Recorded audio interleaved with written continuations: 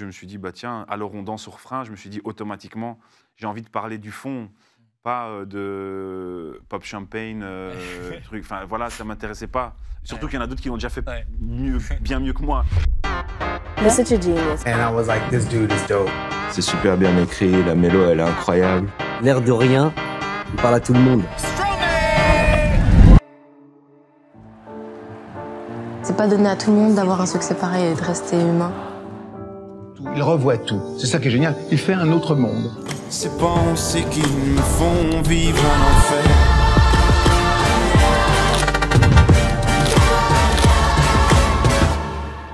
Il y a quelques jours, j'ai rencontré Stromae. Alors Stromae, tout le monde le connaît, mais alors comment définir son style et expliquer son succès? Eh bien, il m'a livré quelques secrets. En guise d'intro, pour le présenter, on pourrait citer une personnalité et un talent unique, plus de 5,6 millions d'albums vendus à travers le monde, des concerts d'ailleurs dans le monde entier, et un nouvel album, Multitude, sorti le 4 mars après 8 ans d'absence, un album qui a déjà battu des records.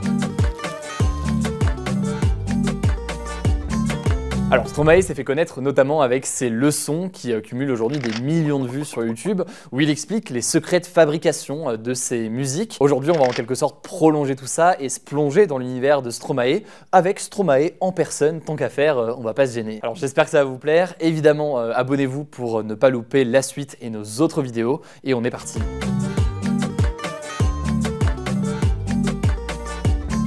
La première chose majeure à analyser quand on s'intéresse au style de Stromae, c'est sa musicalité. En effet, Stromae est connu pour mêler plein de styles musicaux différents, que ce soit des musiques du monde, du rap ou encore de l'électro. Et pour bien comprendre ce qui fait l'originalité de sa musique, il faut déjà s'intéresser à la variété des instruments utilisés. En effet, il utilise tout simplement un mix d'instruments venant des quatre coins du monde, des instruments qu'on n'a pas forcément l'habitude d'entendre, et c'est le cas dans son nouvel album Multitude. L'idée derrière, c'était vraiment de brouiller les pistes, quoi. C'était de se dire, bah tiens, en tant qu'auditeur, j'ai envie qu'on se demande, tiens, ça me fait penser à la Chine, mais en même temps, la rythmique, elle est afro-pop, et puis, ou alors, ça me fait penser à du baroque, et puis en même temps, c'est de la rythmique brésilienne. Donc l'idée, c'était vraiment de brouiller les pistes, et en fait, finalement, d'être un peu nulle part, quoi. Et c'est un peu genre... comme si pour moi, la pop, aujourd'hui, c'était de la world music, quoi, finalement. Mon frère aussi, Luc, a fait un gros travail de curation, de recherche chez plein d'instrumentistes, de musiciens. Et alors, souvent, ça donne pas vraiment un truc terrible. Et puis parfois, il y a des perles et on se dit, ah, ça c'est bon, c'est vraiment la direction qu'on veut. Et voilà, ouais, c'est un peu... c'est toujours ce process de recherche, quoi. Ouais. Dans le morceau La Solacitude, par exemple, on retrouve l'erhu, qui est un instrument traditionnel chinois, une sorte de violon à deux cordes. Célibat me fait souffrir de solitude. La vie de couple me fait souffrir de lassitude. Ou encore le ney, qui est une sorte de flûte en bois originaire de Turquie, qu'on retrouve dans la musique pas vraiment.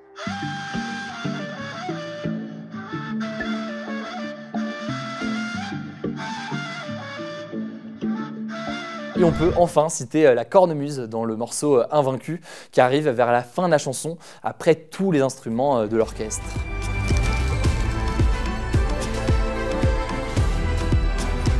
Et c'était une volonté de Stromae dans le but d'avoir un titre qui pourrait être joué par exemple pendant des grandes compétitions sportives avec plein d'instruments et une musicalité très solennelle. Et par ailleurs, au-delà des instruments à proprement parler, Stromae s'inspire aussi plus largement beaucoup de styles musicaux qui viennent du monde entier pour faire sa musique. C'est une envie personnelle parce que j'aime mélanger les cultures et tout, et puis c'est un peu comme ça que j'ai grandi. La démarche, c'est que moi j'essaye un peu vulgairement avec mes connaissances de la musique du monde. Même si ce terme veut strictement rien dire, ça dépend du point de vue de là où t'es, évidemment. Mais donc moi, j'ai fait avec ce que je connaissais. J'ai fait des recherches, par exemple, dans les chœurs bulgares, parce qu'au début de l'intro de Ghost in the Shell, il y a ces chœurs bulgares qui, je pensais, moi, en fait, étaient japonais, tu vois, mais en fait, je creuse et je me rends compte que c'est bulgare. Bref, et c'est la même chose pour tous les instruments. Et même s'il n'a pas une influence précise, c'est ce qui fait d'ailleurs du coup la richesse et l'originalité de sa musique, Stromae admet tout de même qu'il existe une sorte de dénominateur commun dans son approche de la musique, et c'est en l'occurrence l'Amérique latine. J'imagine qu'il y a mes goûts, mais après ils évoluent, tu vois. Ouais. Mais je dirais que déjà les mélodies latines, ça c'est un truc de base qui moi me touche toujours, quoi. Donc forcément, moi sur tous mes albums, il y aura toujours au moins une ou deux mélodies latines, quoi. Autre influence qu'on peut évoquer pour parler du style de Stromae, c'est aussi le rap, puisque c'est avec le rap, au début des années 2000, qu'il a commencé à s'intéresser à la musique. Et si on s'écarte, c'est pour se démarquer. Jusqu'à la mort, tu vas mort car t'es resté marqué. Et vu qu'il dévalue, je peux raffoluer. Car on évalue, ça y dans ce cas, faut l'évoluer. Moi j'imite au début, hein. Je me dis bon bah j'aime bien le rap donc je vais faire du rap et puis après je commence à me rendre compte que c'est peut-être plus intéressant d'être habillé différemment, puis c'est peut-être plus intéressant d'aller mélanger le rap avec d'autres styles. Et puis on voit qu'il y en a d'autres qui l'ont fait, je pense à Kid Cudi. Et puis après je me dis bah tiens pourquoi pas et ainsi de suite et après finalement on se dit mais en fait la différence est une force et donc c'est là que tu commences à te singulariser, quoi. J'aime bien quand on casse les codes et je pense que comme beaucoup de courants musicaux, le rap casse les codes et c'est ça qui est super intéressant. Alors même si le rap l'a énormément inspiré et aidé à se lancer dans la musique, Stromae admet tout de même qu'il ne pouvait pas se limiter à ce genre. Moi je me disais mais en fait moi je fais pas du rap, je fais de la musique et la musique ça englobe le rap. Et donc c'est pour ça que je me suis dit mais en fait moi je suis musicien, quoi, donc je fais aussi du rap mais pas que en fait, j'ai envie de faire plein de trucs différents. Et c'est ça qui m'amuse. Bref, pour résumer, d'un point de vue de la musicalité, l'originalité de Stromae tient sûrement au mélange d'univers venant du monde entier. Donc à la fois, ça rend sa musique difficile, disons, à placer dans une case, et en même temps, c'est peut-être justement ce qui fait son style.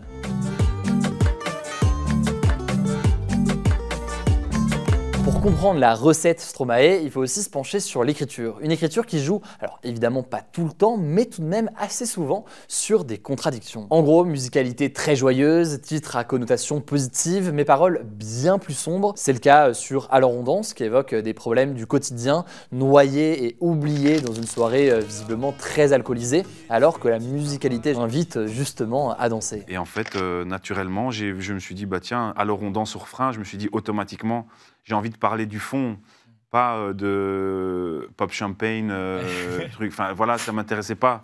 Surtout qu'il y en a d'autres qui l'ont déjà fait bien mieux que moi. Donc je me suis dit bah non, moi ce qui m'intéresse quand je suis dans une boîte de nuit, c'est de voir. C'est un peu dur dit comme ça, mais un peu la misère humaine aussi, quoi. Il y a pas que des paillettes. Il y a aussi beaucoup de. Ouais, c'est dur le milieu de la nuit aussi.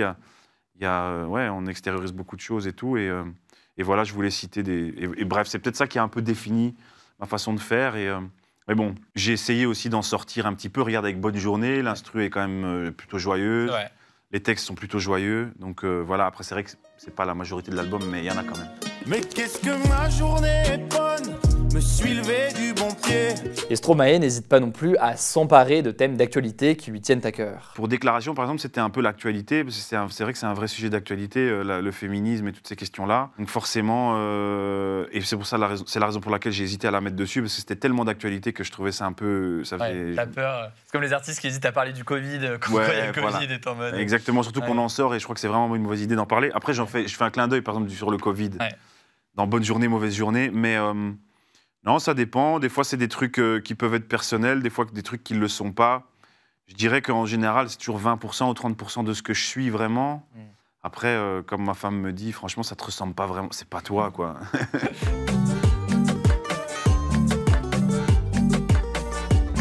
Ses performances en live lors de ses concerts sont un autre élément de ce mix, de ce mash-up qu'on pourrait dire, très caractéristique du style Stromae qu'on voit depuis tout à l'heure. Ces shows vont mêler en fait différentes inspirations scénographiques avec un mélange de nouvelles technologies très tape à l'œil d'un côté et aussi de mises en scène qui sont très sobres de l'autre côté. Et sur sa nouvelle tournée, Multitude Tour par exemple, il a misé sur une scénographie à la pointe de la technologie. Au début de son show, un film d'animation projeté sur écran géant montre des images de désert, un monolithe façon 2001 Odyssée de l'espace et un Stromae en avatar qui prépare sa tournée mondiale jusqu'à 2023. On s'y est pris à l'avance parce que l'animation ça prend vraiment du temps. Donc ça a commencé avec des petites animations vraiment très rough sur Maya et tout ça, et puis après ça évolue, c'est de mieux en mieux. Ces animations servent à illustrer ses chansons pour donner encore plus de poids, notamment aux paroles. Pour sa chanson Cancé, qui évoque le thème du cancer, l'écran géant se désarticule en 15 plus petits panneaux sur lesquels coule une sorte de lave argentée qui menace Stromae. Même technique pour son titre L'Enfer, une chanson qui parle notamment de pensées suicidaires.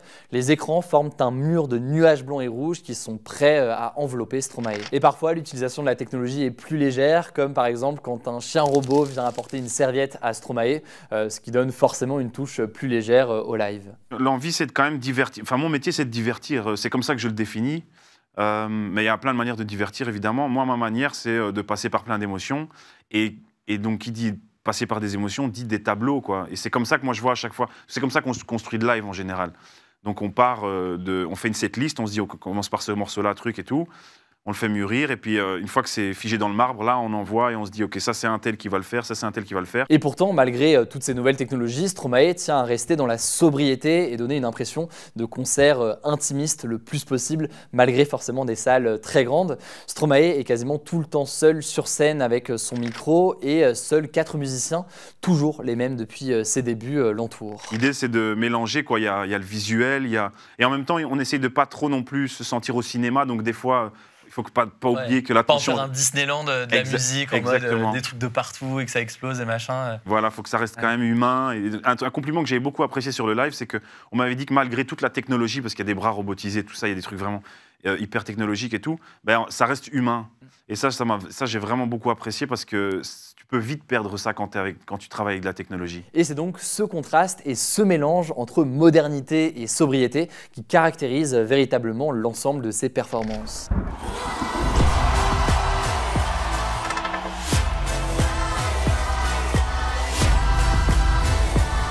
Bref, entre la musique, l'écriture, la réalisation, le stylisme ou encore la performance et la communication, vous l'aurez compris, Stromae se sert de tout et aime énormément mélanger. On l'a vu, ses inspirations sont multiples, les thèmes sont mixtes, ses instruments sont variés, son maître mot, brouiller les pistes. Du coup, un grand merci à lui. Vous trouverez d'autres séquences de l'interview de Stromae sur le compte Instagram hugodecrypt.pop. Je vous mets le lien directement en description.